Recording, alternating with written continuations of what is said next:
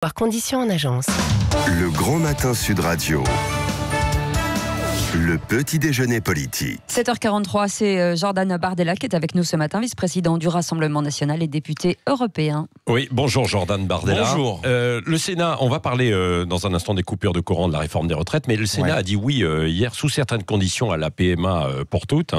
Les sénateurs vont limiter le remboursement de l'acte par la sécurité sociale, notamment sur le seul critère médical, bien sûr. Est-ce que c'est une sage décision de dire oui finalement à cette PMA, parce que c'est une évolution de la société ou pas ? Nous avions émis des réserves sur cette proposition de loi parce que nous sommes attachés à un droit que nous croyons essentiel, qui est celui pour l'enfant de connaître à la fois sa mère et son père. Et c'est vrai que cette PMA, cette procréation médicalement assistée pour toutes, remettrait en cause ce droit. Et puis surtout que, d'un point de vue extrêmement juridique, vous créez une discrimination dans le droit entre les couples homosexuels femmes et les couples homosexuels hommes. Et donc la PMA ouvrira mécaniquement la porte à la GPA, à la gestation pour autrui. On dit que non, on dit que non pour l'instant au gouvernement. Oui, mais vous créez de facto une discrimination en droit qui fait que, comme bien souvent, le politique se conforme à ce que lui dit le juriste. Et en l'occurrence, en ouvrant la porte à la PMA, vous ouvrez mécaniquement la porte à la GPA et donc à la possibilité d'avoir, comme dans certains pays, des enfants sur catalogue, ce que nous ne souhaitons pas. Oui. Les coupures d'électricité et les blocages de ports qui ont pris le relais pour contester le projet de réforme de retraite, que pensez-vous de ces formes d'action ? Je trouve que ce sont des méthodes d'action sauvages, indignes, qui pénalisent non pas, en l'occurrence, le gouvernement, qui est confortablement installé, mais en tout cas les Français. Il ne faut pas que les Français aient la double peine, c'est-à-dire il ne faut pas que nos compatriotes subissent d'une part cette réforme des retraites qui va avoir pour but, on l'a dit pendant des semaines, et tout le monde l'a compris d'ailleurs, un abaissement significatif du niveau général des retraites, à tel point que vous avez ce matin dans un sondage 61% des Français qui souhaitent le retrait de cette réforme, et puis des coupures de courant qui viendraient évidemment les pénaliser. Donc je dis que le droit de grève il est constitutionnel, le droit de manifester il existe dans les institutions françaises, il faut qu'il soit utilisé, mais il ne faut pas que les Français subissent cette double peine. Et vous, au Rassemblement national, alors qu'est-ce que vous demandez ? Toujours le retrait ? Nous on demande le retrait de la réforme. On a été extrêmement clair. Si Marine Le Pen est élue présidente de la République en 2022, elle retirera cette réforme à point. Aujourd'hui, votre retraite jusqu'à maintenant est calculée sur les 25 meilleures années lorsque vous êtes salarié du privé, sur les 6 derniers mois lorsque vous êtes fonctionnaire. Or, en prenant en compte avec une retraite à point l'intégralité de la carrière, mécaniquement, votre retraite va baisser. Tous les rapports le disent. Et avec un âge de départ ? Avec un âge de départ à 60 ans et 40 annuités pleines. 40 annuités pleines, c'est-à-dire que si vous entrez sur le marché du travail à 21-22 ans, vous partirez à 61-62 ans. C'est la moyenne aujourd'hui. Moi, j'ai lu un rapport d'un économiste qui était interrogé l'autre jour sur une chaîne concurrente, sur BFM Business, et qui nous disait que cette réforme des retraites allait coûter, qui était un fiasco total, entre 50 et 80 milliards. C'est-à-dire, au bas mot, 15 fois plus que les économies qu'elle prétendait faire. Donc, en plus d'avoir mis le feu aux poudres pendant des mois et des mois, Emmanuel Macron poursuit la faillite de notre pays. À l'Assemblée nationale, vous pouvez vous allier à la gauche pour essayer de faire obstruction à ce vote de la réforme ? On ne s'allie pas particulièrement à la France Insoumise, on s'allie en tout cas avec tous les gens qui combattent ce texte. C'est vrai que... Je n'ai pas parlé de la France Insoumise. C'est vrai que c'est vous qui pensez à la France Insoumise. Il reste plus grand-chose de gauche apparu à l'Assemblée nationale. Peut-être nous sous certains points, peut-être moins sous d'autres, mais en tout cas nous combattons ce texte, et si nous sommes en tout cas aux manettes en 2022, ce que je crois souhaitable pour le pays, parce que Emmanuel Macron n'a eu de cesse que d'opposer les Français les uns aux autres. Souvenez-vous, pendant le second tour en 2017, il nous disait ça sera moi ou le chaos. Finalement, on a eu lui, sa politique et le chaos dans nos rues depuis 14 mois. Jordan Bardella, on dit aussi qu'il faut des réformes en France, et finalement, dès qu'on commence à essayer de mettre des réformes en place, le pays se paralyse. Je ne crois pas qu'il faille baisser le niveau général des retraites. Je ne crois pas qu'il faille travailler des marins pêcheurs jusqu'à 65 ans, par exemple. Donc, en tout cas, cette réforme, elle ne se justifie pas, elle n'était pas nécessaire, et elle va en tout cas coûter énormément d'argent. Il faut donc souligner aussi l'amateurisme du gouvernement en la matière.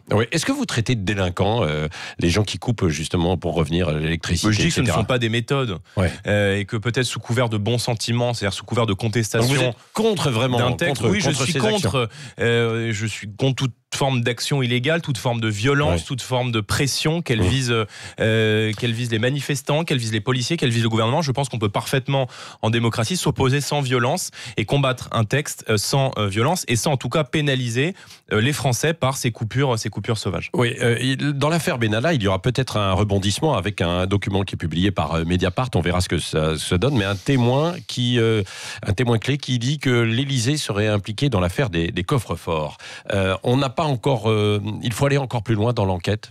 Il y a manifestement des enquêtes qui sont en cours. Moi, je ne les conteste pas. Ouais. Maintenant, je vais vous dire la brutalité sociale et la brutalité avec laquelle le gouvernement a géré ces manifestations qui durent depuis 14 mois, d'ailleurs bien avant la réforme des retraites. Je pense évidemment aux manifestations des Gilets jaunes.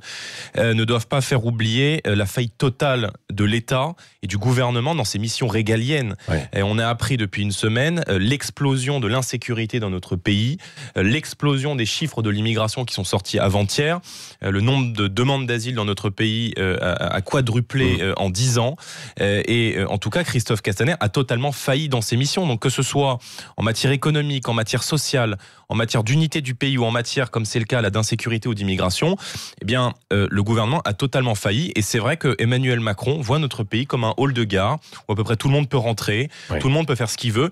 Et je crois qu'il est temps de remettre un peu d'ordre. Bon, et en tout cas, sur l'affaire Benalla, vous voulez pas vous prononcer, c'est ça? Pardon, il y a une enquête en cours. Ouais. Je ne travaille pas pour la police, donc laissons l'enquête se faire et nous commenterons l'enquête après. Maintenant, si vous voulez savoir ce que je pense des méthodes Benalla, évidemment que je ne les cautionne pas.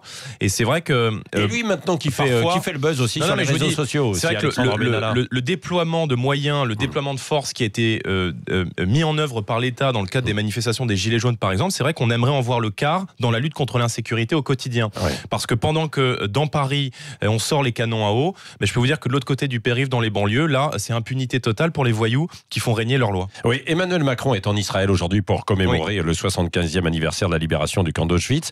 L'antisémitisme reste une vraie préoccupation en France, notamment. Est-ce qu'on lutte assez contre cet antisémitisme? Non, absolument pas. Absolument pas, pour la simple et bonne raison que la montée de l'antisémitisme ces dernières années dans notre pays a aussi été corrélée à celle de la montée de l'islamisme. Élu en Seine-Saint-Denis, j'ai vu aussi beaucoup de nos compatriotes de confession juive partir de ces quartiers, partir de ces territoires. Bon, évidemment, comme on est à côté de tous les Français qui subissent l'insécurité au quotidien, mais partir à cause de la montée du fondamentalisme islamiste. Et face à cela, on n'a rien fait. Il y a une note des renseignements qui a fuité il y a quelques jours qui nous dit qu'on a 150 quartiers qui sont complètement salafisés dans notre pays et contre lesquels on ne fait rien.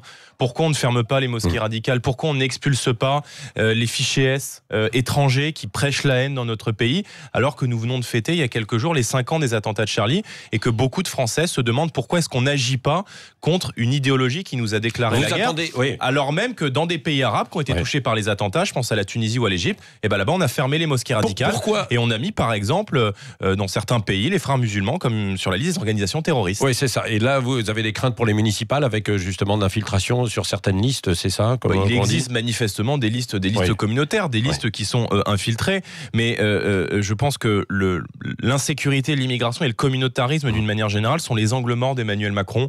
Je pense qu'il n'a pas énormément de courage et qu'il considère sans doute son discours sur le communautarisme là? Mais je l'attends pas parce que depuis qu'il a été élu, tous les 2 à 3 mois, on nous explique qu'il va faire un plan de lutte contre le communautarisme. Or, rien ne vient, rien n'est fait. Et je vous dis, des mesures de bon sens comme celles que je viens de citer ne sont pas prises. On les a pas beaucoup entendues là sur l'affaire Mila, une jeune. Oui. Alors là, on va y venir, l'affaire Mila. Mais il y a aussi les djihadistes. Est-ce qu'ils doivent rentrer effectivement en France pour être jugés en France? Voilà la réponse. Et ceux qui sont en prison. Si vous voulez, vous avez en même temps une du JDD qui nous explique que Emmanuel Macron va sortir les muscles sur le communautarisme. Donc ça, ce sont les discours. Et puis dans les actes, vous avez d'une part le rapatriement des djihadistes qui a été souhaité par Madame Belloubet, qui nous explique qu'on va faire revenir des djihadistes qui sont partis combattre sans vraiment savoir comment est-ce qu'on va les juger, comment est-ce qu'on va constituer les dossiers. C'est extrêmement difficile de les juger en droit. Et puis de l'autre, que des djihadistes qui ont été incarcérés dans notre pays ressortent de prison. Je trouve ça hallucinant. Ça fait des mois et des mois qu'on sait que ces gens vont ressortir de prison, que d'après Monsieur Micheron, qui vient de sortir un ouvrage sur le sujet, les prisons sont devenues un petit peu le djihad, sont devenues un peu l'ENA du djihad. Or, deux djihadistes, ils sont aujourd'hui ressortis. Il y en a à peu près une quarantaine qui vont ressortir cette année, une cinquantaine l'an prochain. Et cela, rien n'est fait contre ça, alors que ça fait des mois que le gouvernement est au courant. Donc je crois qu'il y a un état d'impréparation générale, d'amateurisme général. Et moi, j'aurai l'occasion tout à l'heure d'aller dans les prisons de Fleury-Mérogis et de Fresnes pour rencontrer le personnel pénitentiaire et pour voir un petit peu dans quelles conditions sont aujourd'hui détenus des gens qui manifestement sont dangereux et qui sont mis avec les détenus de droit commun sans être particulièrement isolés. Oui, d'un mot sur Emmanuel Macron hier, sa visite, vous avez vu son coup de colère, comment vous le... C'est grotesque. C'est grotesque. Je trouve que cette mise en scène est particulièrement grotesque. C'est une mise en scène. Ça sent la mise en scène, ça sent un petit peu le bis repetita de ce qu'avait fait Chirac il y a quelques années, avec un accent anglais qui est quand même très francisé, alors qu'on sait qu'il est parfaitement bilingue et qu'il manque pas une occasion de rappeler qu'il a un très bon accent et qu'il parle anglais. Donc je trouve que cette mise en scène, tout ça est orchestré. Oui, je pense que cette mise en scène je pense que c'est une mise en scène, que c'est parfaitement grotesque et qu'Emmanuel Macron s'agite pour se faire remarquer et pour faire parler de lui à l'heure où il est peut-être attendu en France sur les terrains économiques, sociaux et évidemment sur les terrains migratoires. Je pointais tout à l'heure l'augmentation des chiffres de l'immigration. Vous avez vu que la France a été rappelée à l'ordre par Eurostat, par l'agence européenne, pour avoir sous-évalué probablement les chiffres de l'immigration. Donc en plus on ne fait rien et en plus on nous ment sur la vérité des chiffres. D'un mot aussi sur l'affaire 2001. Alors c'est cette lycéenne de 16 ans qui a reçu plusieurs centaines de menaces en ligne après avoir publié une vidéo dans laquelle elle insulte l'islam. Alors évidemment elle avait répondu elle-même aussi à des insultes. Qu'est-ce que vous la soutenez cette lycéenne? Je la soutiens parce que je soutiens par principe la liberté d'expression. Enfin, je veux dire, on est quand même en France. On est dans un pays où la religion, c'est une opinion et la critique doit être permise. Alors, la critique, elle est certes un petit peu virulente, mais c'est sa position. Et moi, je m'inquiète de voir monter sur les réseaux sociaux une islamophère de plus en plus active. Une islamophère qui est contrôlée par des islamistes qui peuvent dérouler des menaces de mort sans absolument être inquiétés. On n'a pas entendu face à fachosphère. Non, islamosphère. Des islamistes aujourd'hui dans notre pays veulent imposer la censure. Certains en ont fait les frais. On parlait de Charlie Hebdo tout à l'heure. Je pense à Zineb El Razoui qui est aujourd'hui sous protection policière. Or, la religion, c'est une opinion. On a le droit de critiquer la religion. On est dans le pays de Charlie. On est dans le pays de Voltaire. On est dans le pays de la satire. Et moi, je m'étonne vous d'avoir avez vu aussi quand il y a eu des insultes contre Jésus l'autre jour aussi sur une chaîne du service public. Oui, sauf que là, en l'occurrence, elle est vouée aux gémonies, elle est vouée à des menaces de mort. Et je n'ai pas entendu Marlène Schiappa s'exprimer, qui est pourtant prompt à s'exprimer sur tout. Je n'ai pas entendu les associations LGBT, qui sont aussi prompts à s'exprimer généralement sur tout. Et c'est vrai que aujourd'hui, on est dans un climat particulièrement délétère dans notre pays, où la liberté d'expression est menacée par les fondamentalistes. Marlène Schiappa devrait la soutenir. Je ne sais pas, une adolescente de 16 ans est menacée de mort. Ce serait peut-être de son devoir de s'exprimer, le mot de la fin, Jordan Bardella avec Cécile de Mélibus. Et on va parler de Ségolène Royal, qui sera aujourd'hui à Marseille pour soutenir la candidate Samia Ghali et lancer forcément son association politique. Et elle a dit qu'elle voulait construire une troisième voie entre Emmanuel Macron et Marine Le Pen. Une concurrente potentielle qui pourrait vous faire peur ou pas? Non, parce que je pense que l'ancien monde essaie quand même de ressortir la tête de l'eau. Ségolène Royal, elle a eu sa chance par le passé. Elle a été désavouée par les Français en 2007. Ça ne veut rien dire. Aussi en elle, c'est vrai, l'héritage du Parti Socialiste. Et je vois bien le système tenter de trouver une alternative peut-être face à Marine Le Pen, pensant qu'Emmanuel Macron n'atteindrait pas le second tour de l'élection présidentielle. Aujourd'hui, Marine Le Pen est créditée de près de 45% au second tour face à Emmanuel Macron. Mais c'est bien pour la démocratie, non? Oui, non, mais c'est très très bien pour la démocratie et que tous ceux qui ont un projet alternatif se présentent. Mais en tout cas, nous avons un projet. Plus nous nous rapprochons de l'Élysée, plus nous nous y préparons. Et beaucoup de Français font aujourd'hui le constat que tous les sujets que Marine Le Pen a contribué à mettre sur la table et qui sont aujourd'hui les sujets d'actualité, les sujets sociaux, les sujets migratoires, les sujets sécuritaires, seront les grands sujets de l'élection présidentielle. Et en tout cas, moi, je suis extrêmement optimiste. Et nous sommes, d'ores et déjà en campagne pour créer une alternative, pour avec poser Nicolas Dupont-Aignan ou pas mais avec tous ceux qui souhaitent se joindre à nous, avec tous ceux qui souhaitent chez vous défendre la nation, à l'heure où Emmanuel Macron considère que tout ce qui se rapporte à la nation est totalement dépassé. Merci Jordan Bardella, vice-président du Rassemblement national et député européen, était l'invité de Sud Radio.